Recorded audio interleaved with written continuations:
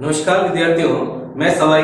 आज हम जो अपनी ऑनलाइन क्लासेस लेके आए हैं भारतीय इतिहास की एक उत्कृष्ट कड़ी, जिसे चोल साम्राज्य के नाम से जाना जाता है। आज हम पढ़ने जा रहे हैं दक्षिण भारतीय इतिहास के बारे में जानकारी लेने जा रहे हैं। तो चोल साम्राज्य जो है वो किस टर्म्स एंड कंडीशन के अंदर पढ़ा जाता है। जैसा कि पहले हमने पढ़ा था कि विभिन्न एक वंश का एक शासकीय चिन्ह होता है, एक कार्यकाल होता है, शासनकाल होता है, किस क्षेत्र के अंदर उसकी कौन कौन सी राजधानियां बनी है और कौन सी महान उपलब्धियां उस वंश के साथ में ऐड हुई हैं या जुड़ी हैं, इसके बारे में भी हम जानकारी जरूर करेंगे। और ये जो चैप्टर आज हम पढ़ने जा रहे हैं, इसके अंदर चोल साम्राज्य की ऐतिहासिक जानकारी के अलावा भी हम चोल साम्राज्य के समकक्ष दक्षिण भारत की मंदिर निर्माण शैली के बारे में भी आज हम जरूर जानेंगे। शुरू करने जा रहे हैं चोल साम्राज्य। चोल साम्राज्य को पढ़ने के लिए सबसे पहले हमें संगम काल के बारे में जानना बहुत ही जरूरी है। संगम काल के बारे में जानना बहुत जरूरी इसलिए मैं बता रहा हूं आपको कि चोल साम्राज्य किस टर्म्स एंड कंडीशन के साथ में शुरू होना बताया जाता है। जब हम संगम काल के बारे में जानेंगे तब हम ये श्योर कर पाएंगे कि चोल साम्राज्य का प्रादुर्भाव कब हुआ, इसका उद्भव कैसे हुआ, कौन इसके प्रमुख शासक बने और किस समय या फिर ईस्वी के अंदर इस साम्राज्य की नींव दक्षिण भारत के अंदर पड़ी। शुरू करने जा रहा हूं संगम काल। संगम काल जो है इसका टाइम पीरियड बताया जाता है 100 ईस्वी से लगाकर 250 ईस्वी का कार्यकाल बताया जाता है संगम काल।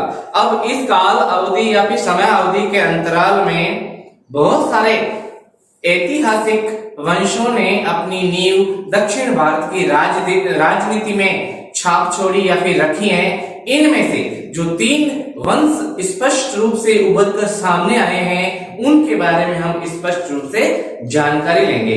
शुरू करने जा रहा हूं संगम काल। तो संगम काल जो है जिसकी समय अवधि मैंने बताई है 100 ईस्वी से लगाकर 250 ईस्वी। तो प्राचीन काल में तमिल कवियों के द्वारा समय समय पर विभिन्न प्रकार की सभाओं का आयोजन किया जाता था। इन सभाओं को संगम सभाओं के नाम से जाना जाता है और इस समय अवधि को ही संगम काल के नाम से जाना जाता है। ये जो सभाएं हैं इनमें स्पष्ट रूप से 3 सभाएं बहुत ही इंपॉर्टेंट बताई जाती हैं, जिनका आयोजन 100 ईस्वी से 250 ईस्वी के दरमियान होना बताया जाता है। सवाल ये पूछा जाता है कि संगम सभा का प्रथम आयोजन किस स्थल पर किया गया। तो संगम सभा का प्रथम आयोजन मदुरई के अंदर किया गया, जो वर्तमान तमिलनाडु के अंदर स्थित है। दूसरा जो आयोजन किया गया ये कपारपट्टम स्थल पर आयोजित किया गया और तीसरा जो स्थल बना है इस सभाओं का आयोजक स्थल वह था आपके उत्तरी मदुरई। अब हम बात करते हैं कि 100 ईस्वी से 250 ईस्वी के दरमियान किन किन राजवंशों का प्रादुर्भाव या उद्भव दक्षिण भारत की राजनीति में हुआ। तो 100 ईस्वी से 250 ईस्वी के दरमियान जो वंश स्पष्ट रूप से निकलकर सामने आते हैं दक्षिण भारतीय इतिहास के, इस समय अवधि में दक्षिण भारत के 3 साम्राज्य का उदय हुआ, जिन्हें चेर, चोल और पांड्य राजवंशों के नाम से जाना जाता है। जैसा कि स्पष्ट आपसे सामने जो डायग्राम दिखाई दे रहा है दक्षिण भारत का। अब हम जान लेते हैं कि संगम काल के 3 साम्राज्यों के क्षेत्र कौन कौन से थे जहां पर इन्होंने अपना शासन किया। इसके साथ ही हम जान लेते हैं कि इन वंशों के शासकीय चिन्ह कौन से बताए जाते हैं, इसके बारे में भी हम जानकारी ले लेते हैं। तो इस मैप के अकॉर्डिंग हम जान लेते हैं कि इस मैप अर्थात दक्षिण भारत के इस मैप के क्षेत्र केरल में जो वंश पनपा है उसे चेर साम्राज्य के नाम से जाना जाता है। चेर वंश जो है इसका शासकीय चिन्ह बताया जाता है धनुष। चेर वंश का शासकीय चिन्ह धनुष बताया जाता है। और दूसरा वंश हम जो बात करने जा रहे हैं उसका नाम है पांड्य वंश। पांड्य वंश के शासकों को सरदार के नाम से जाना जाता है। पांड्य वंश की जो नींव पड़ी है ये आधुनिक तमिलनाडु अर्थात चेन्नई या फिर मदुरई के दो आप इसको, या फिर मद्रास के दो, मदुरई के अंदर इस वंश की नींव पड़ी। और पांड्य वंश जो है इस वंश की जो शासकीय चिन्ह बताया जाता है वो है आपके मीन। मीन का अर्थ होता है मछली। मैं थोड़ी सी और जानकारी देना चाहूंगा आपको मदुरई के बारे में कि भारतीय इतिहास के अंदर जो द्रविड़ कला शैली है स्थापत्य कला की, इसमें मदुरई स्थित जो मीनाक्षी टेम्पल है, मीनाक्षी टेम्पल जो मदुरई के अंदर स्थित है, यहाँ स्थित त्रिमुख शिव जो पूरे विश्व के अंदर त्रिमुख शिव की जो प्रतिमा है ये भारत के अंदर केवल 2 जगह पर स्थित है। एक जोधपुर राजस्थान के खेजड़ला गांव में स्थित और दूसरा मदुरई के मीनाक्षी टेम्पल में स्थित। अब हम तीसरे वंश के बारे में जानकारी ले लेते हैं। तीसरे वंश को चोल वंश के नाम से जाना जाता है और ये चोल वंश जो है ये आपके आधुनिक तंजौर पर स्थापित हुआ। और इस वंश का जो शासकीय चिन्ह बताया जाता है ये बताया जाता है बाघ। तो प्यारे विद्यार्थियों, इस चैप्टर के बदौलत हमने चेर, पांड्य और चोल वंश के बारे में जानकारी ली है, साथ ही संगम काल के बारे में मैंने आपको जानकारी दी है। अब हम अपने चैप्टर की तरफ वापस आ जाते हैं, पढ़ने जा रहे हैं चोल वंश। चोल वंश जो है जैसा कि मैंने पहले बता दिया है, चोल वंश का शासकीय चिन्ह बताया जाता है आपके बाघ। लेकिन कोई भी वंश शुरू करें उससे पहले हमें उस वंश की ऐतिहासिक जानकारी के बारे में जानकारी होना बहुत जरूरी है। ऐतिहासिक जानकारी यानी अमुक एक वंश की ऐतिहासिक जानकारी हमें किस ऐतिहासिक ग्रंथ या फिर साहित्य के अंदर पढ़ने को मिलती है। तो शुरू करने जा रहा हूं कि चोल साम्राज्य की जो ऐतिहासिक जानकारी है वो जानकारी हमें पाणिनि कृत अष्ट अध्यायी नामक संस्कृत ग्रंथ में जानने को मिलती है। इसके अलावा कात्यायन कृत वार्तिक ये दूसरा ग्रंथ है जिसमें जानकारी हमें चोल साम्राज्य की मिलती है। तीसरा जो ग्रंथ है जो महाकाव्य काल के अंदर रचा गया जिसे महाभारत कहते हैं। महाभारत को जय संहिता के नाम से भी जाना जाता है और महाभारत के अंदर 1,00,000 श्लोक होने के कारण इसे सहस्त्र संहिता के नाम से भी जाना जाता है। तो महाभारत के अंदर भी हमें चोल वंश के बारे में जानकारी पढ़ने को मिलती है। इसके साथ ही अगला जो ऐतिहासिक ग्रंथ है जिसे संगम साहित्य कहते हैं। संगम साहित्य जो तमिल भाषा का एक उत्कृष्ट साहित्य है, ग्रंथ है, इसमें भी हमें चोल साम्राज्य के बारे में जानकारी मिलती है। इसके अलावा अंतिम जो एक ग्रंथ है जिसे टॉलेमी के नाम से जाना जाता है, टॉलेमी में भी हमें इस वंश की जानकारी पढ़ने को मिलती है। तो विद्यार्थियों, हमने पाणिनि के अष्टाध्यायी, कात्यायन के वार्तिक, महाभारत, संगम साहित्य और टॉलेमी ग्रंथों के बारे में जानकारी ली। आगे बढ़ते हैं, बात करते हैं कि चोल साम्राज्य जो है इसका साम्राज्य विस्तार कहां से किस क्षेत्र के अंदर बताया जाता है। तो चोल साम्राज्य का जो साम्राज्य विस्तार बताया जाता है उनमें पहला जो क्षेत्र बताया जाता है वो है आपके कावेरी नदी।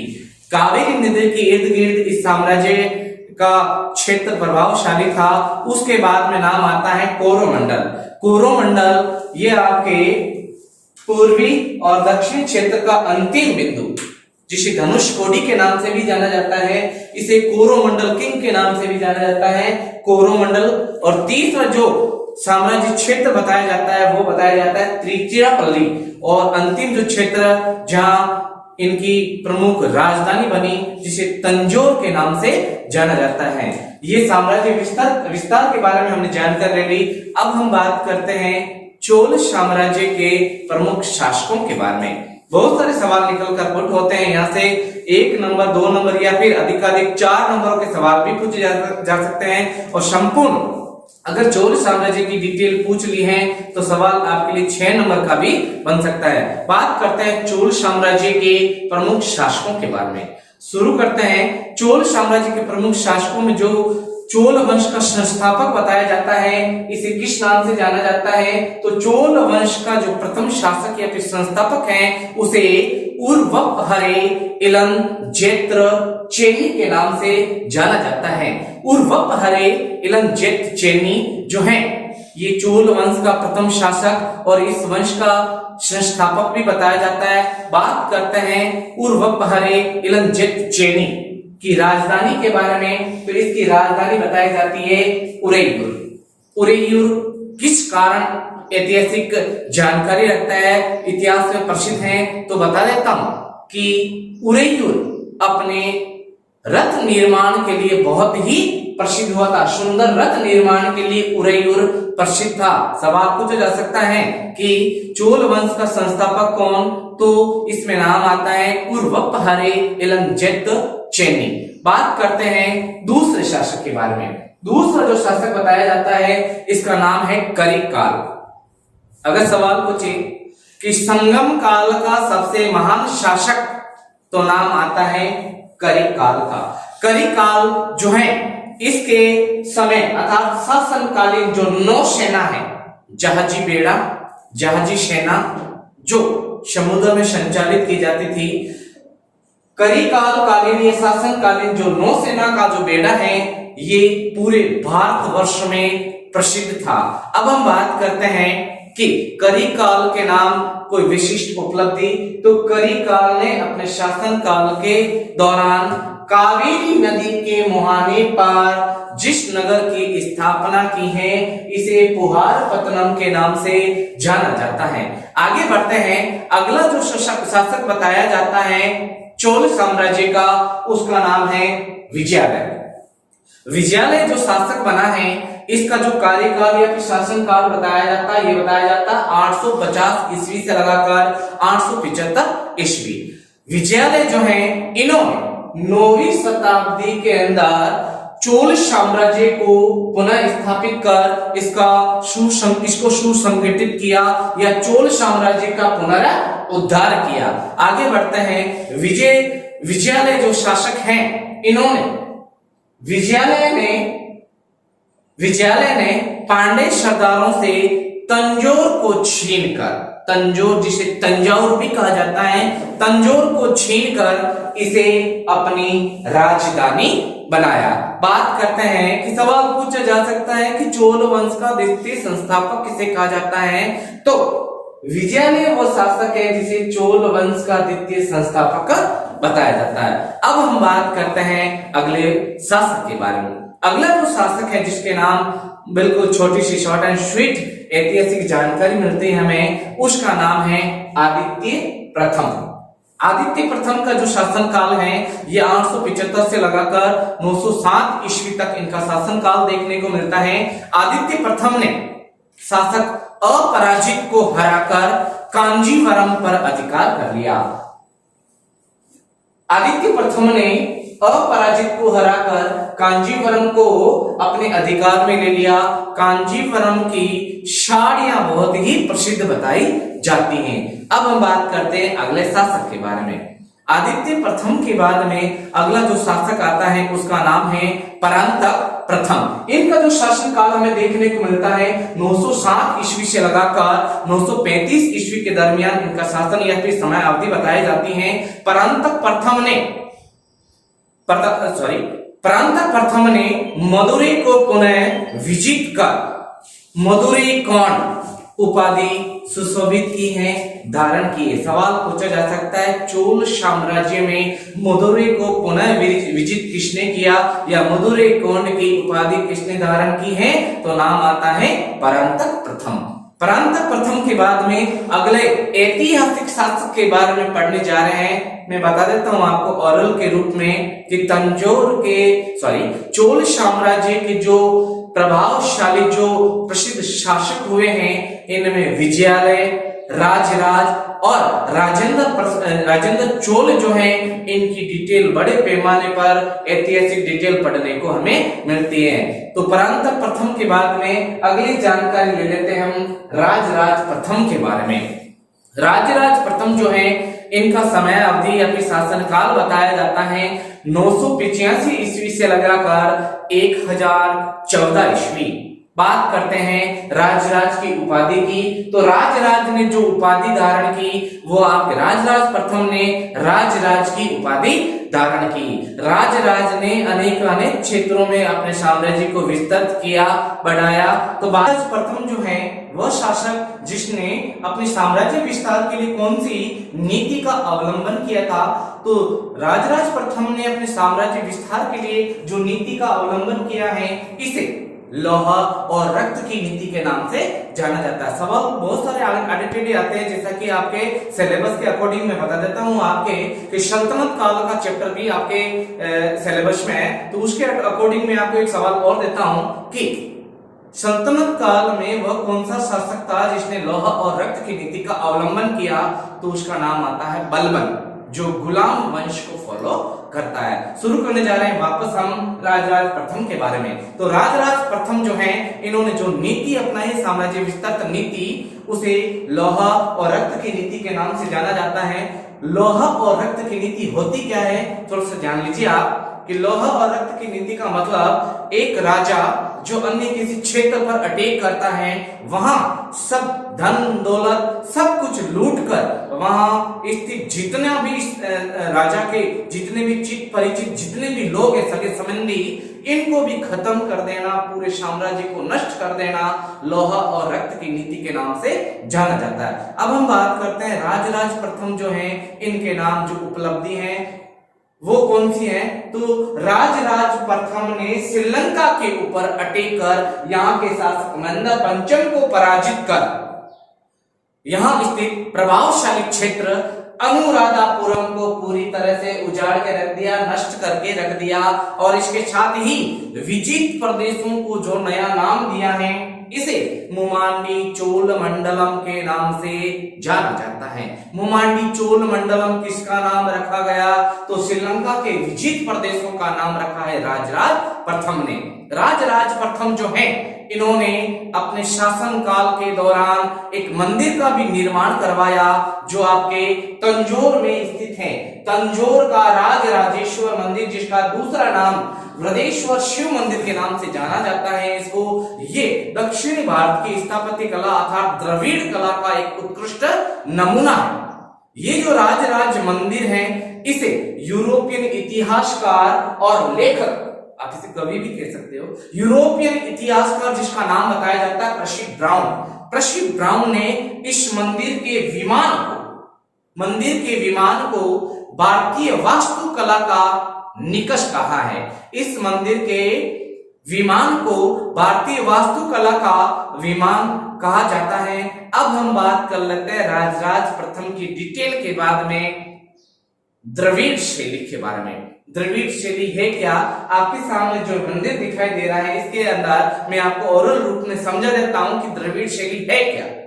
सुनिए आप, जहां से हम मंदिर के अंदर एंट्री शुरू करते हैं, प्रवेश करते हैं, प्रवेश द्वार जो बनाया जाता है, इसे गोपुरम के नाम से जाना जाता है।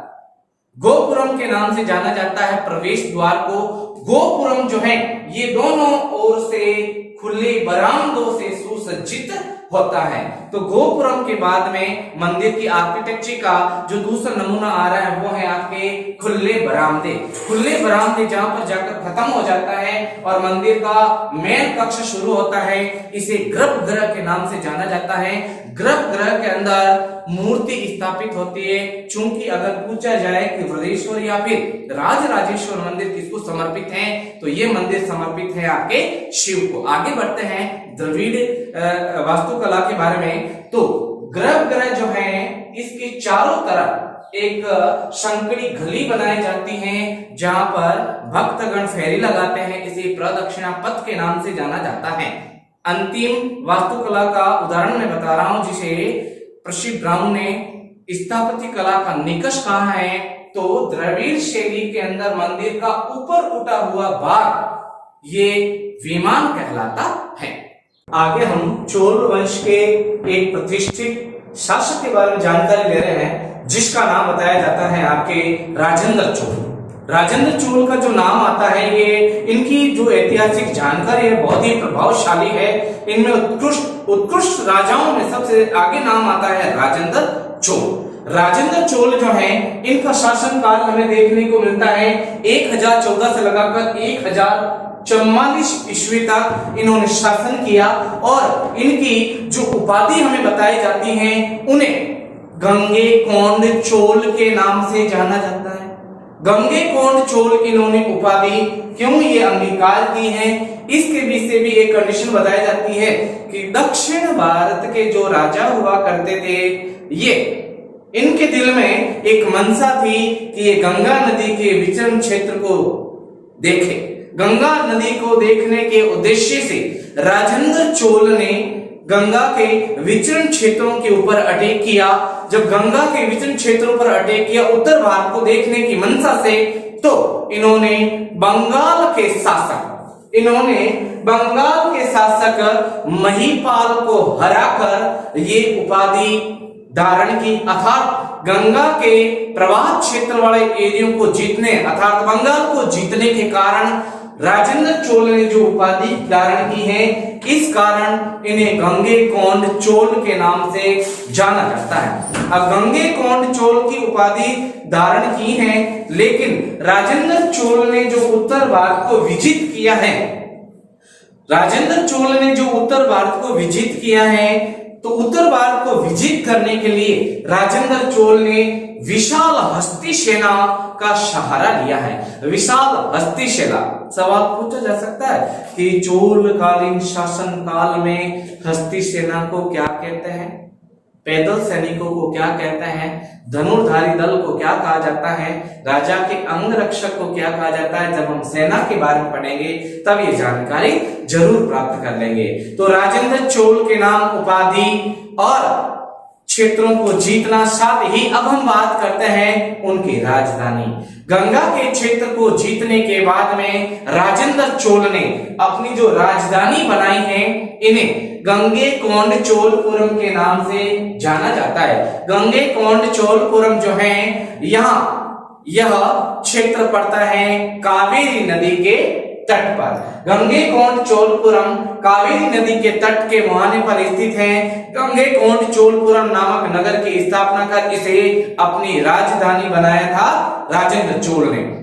राजेंद्र चोल ने अपनी राजधानी बनाने के बाद में राजेंद्र चोल ने गंगेकोंड चोलपुरम में चोल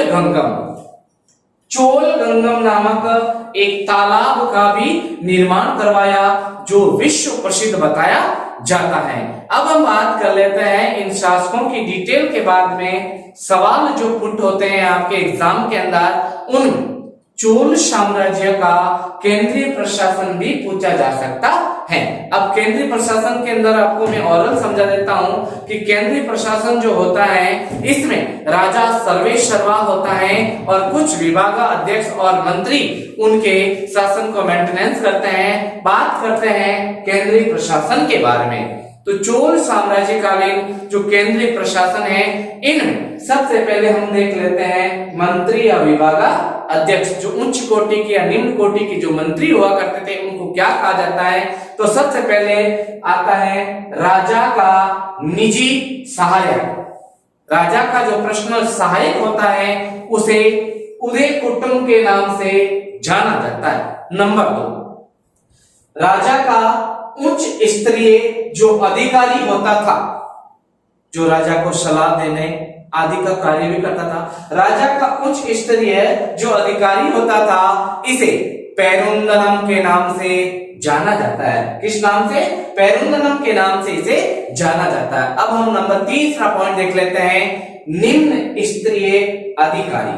राजा का निम्न स्तरीय जो अधिकारी होता था, जो अपने लेवल तक काम करता था, उसे सिरुतरम के नाम से जाना जाता है। और राजा का जो प्रधान सचिव होता था, उसे किस नाम से जाना जाता है, तो राजा के प्रधान सचिव को आलेन नायाम के नाम से जाना जाता है। अब हम केंद्रीय प्रशासन के अंदर दूसरा चैप्टर पढ़ते हैं सेना का।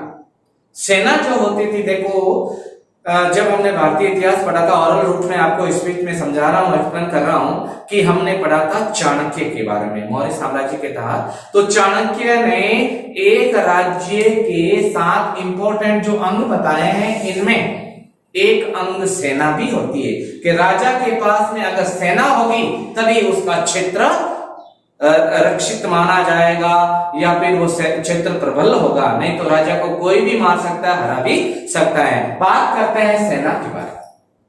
तो चोल प्रशासन या फिर चोल साम्राज्य की जो सेना होती थी, उसमें सबसे पहला पॉइंट हमें पढ़ना है भाग। भाग किसे कहा जाता है? तो सेना का वह भाग जिसे नेटिव इन्फेंट्री या फिर पैदल यानी पदाती पैदल सैनिकों को भाग कहा जाता है। नंबर 2, अब हम बात करते हैं नंबर 2, कुंजीर मल्ल। सैनिकों का ये कौन सा रूप है?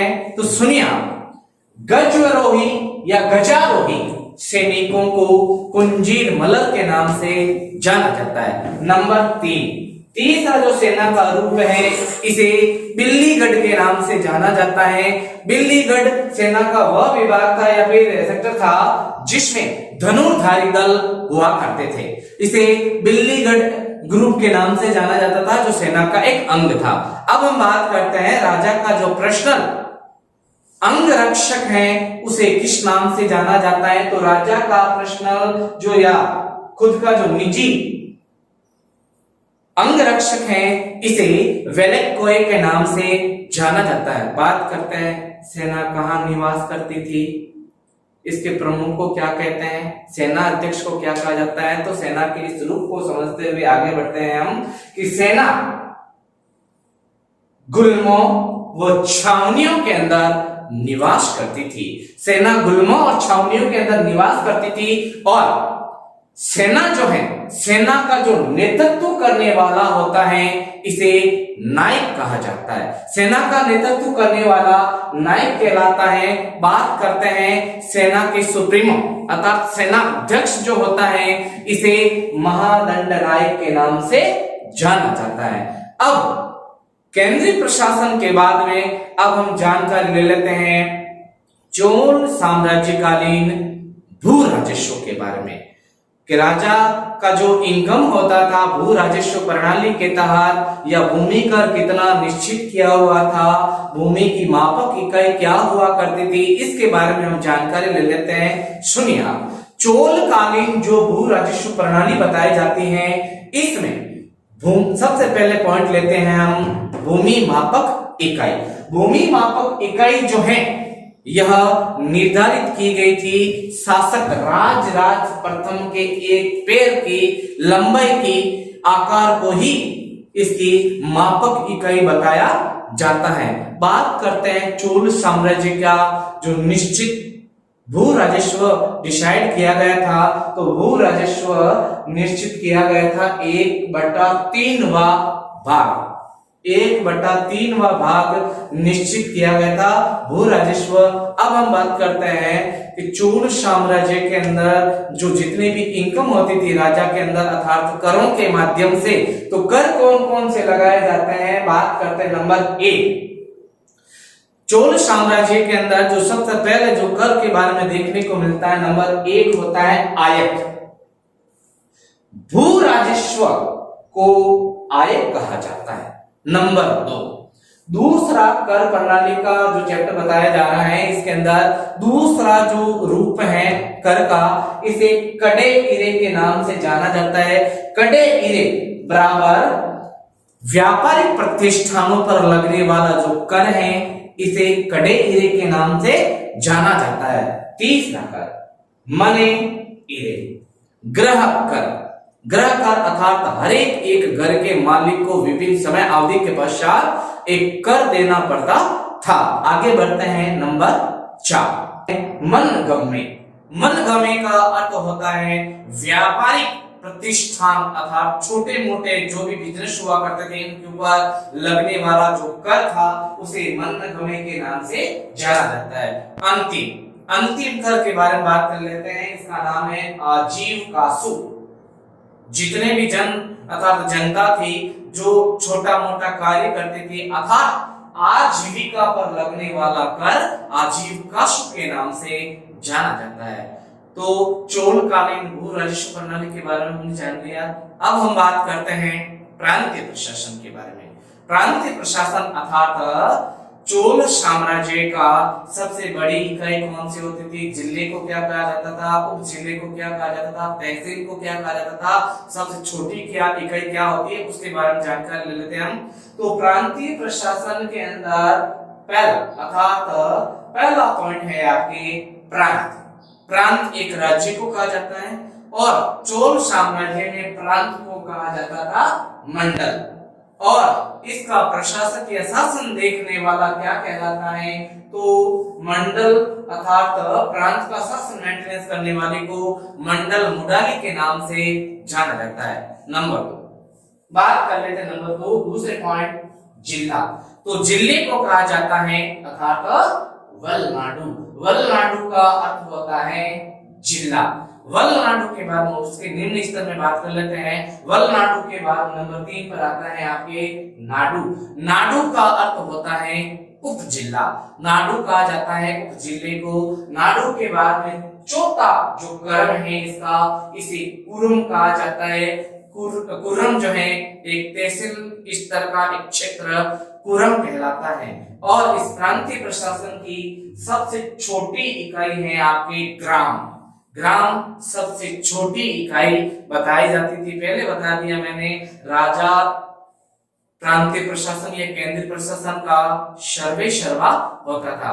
अब हम बात कर लेते हैं चोल साम्राज्य की सबसे अंतिम जानकारी कि चोल साम्राज्य की विश्व को क्या देन है। तो चोल साम्राज्य की विश्व को क्या देन है तो वो मैं बताने जा रहा हूं। तो चोल साम्राज्य से ही सबसे पहले स्थानीय प्रशासन का प्रचलन शुरू हुआ था। पंचायती राज व्यवस्था का प्रचलन कहां से शुरू हुआ प्राचीन काल में? तो नाम आता है चोल साम्राज्य। नंबर 1 दूसरा देन। दूसरी जो देन है कि विश्व के अंदर सबसे प्राचीन और सुदृढ़ मजबूत जो नौसेना होती थी, ये नौसेना का प्रचलन शुरू करने वाले भी आपके चोल साम्राज्य अर्थात नौसैनिक बेड़ा जो है जाति बेड़ा जिसे कहा जाता है, ये भी चोल साम्राज्य की देन बताई जाती है। नंबर 3 भारतीय स्थापत्य कला के अंदर द्रविड़ शैली जो है जिसे दक्षिण भारतीय की स्थापत्य कला शैली के नाम से भी जाना जाता है,